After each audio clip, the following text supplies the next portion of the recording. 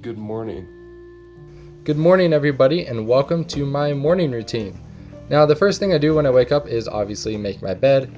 I won't really go into detail about why I do it because I made a video that is linked in the description.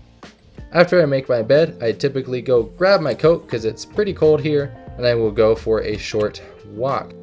Now, with my morning routine, I think about it as a way to attack the pressure points in my life.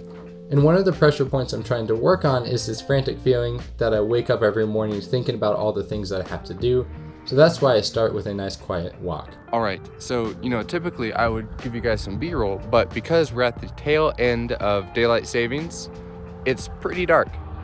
I mean, you can't really even tell that the sun's gonna rise. The sun doesn't rise for another hour and a half maybe, but once daylight savings hits, then it will rise a bit earlier because we fall back.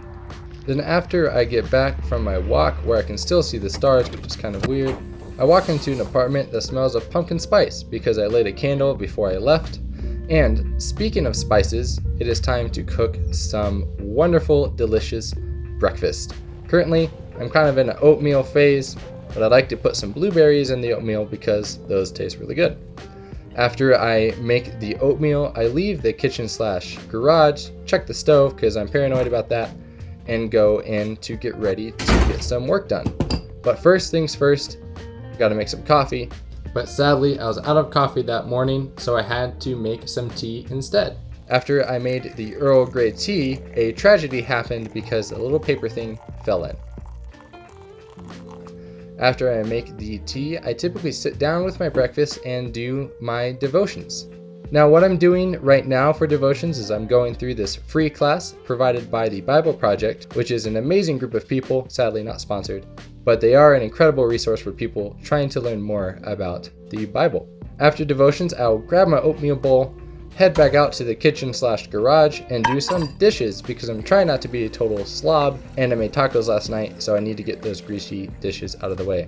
After that, I will get a glass of liquid and I will sit down to typically do some composition work, but because I made a plain mistake, I needed to write a 3,000 word paper that morning because it was due that night. And needless to say, I typed like a total madman. After that, I tied my shoes again because I needed to go to Walmart to get some food because you need that to live. But because of my massive hubris, I couldn't film inside Walmart because I thought I could carry it all without a cart. On the way back, I realized I was almost late for a class, but never fear, I got back in time to make some much needed coffee.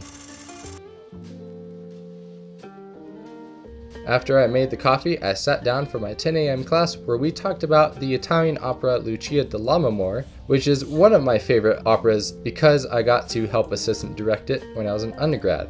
After that class, I decided that I want to procrastinate, so I sit down at the piano and work on a little sketch I'm doing for my composition lessons, so let's see how it goes.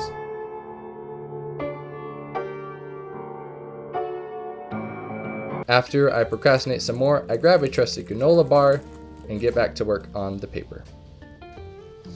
Alright, that's my morning routine. Now the two actionable things I want to leave you guys with in this video are, number one, don't feel like you have to imitate other people's morning routines. At the beginning, I talked about doing things to help with pressure points in my life. That's why I go for a walk, because I'm trying to fight against that frantic mind when I wake up. So I'd encourage you to look at your own life and find those pressure points and find things that you can do in the morning that help you slay those dragons and start the day off well. Now, the second big thing to think about with morning routines is time blocking. So remember when I said I had to move my composition time to write that paper that I made the plain mistake on? So I did that because I think of my time in these flexible blocks that can move around depending on the situation I'm in, right? So that particular morning, I knew I needed to write that paper first thing or else I would worry about it the rest of the day. So I just took my homework block from the evening, put it in the morning, and then took the composition time block and put it where the homework used to be. Because the thing is it's not necessarily a very consistent schedule that gets you to where you want to go, although it helps.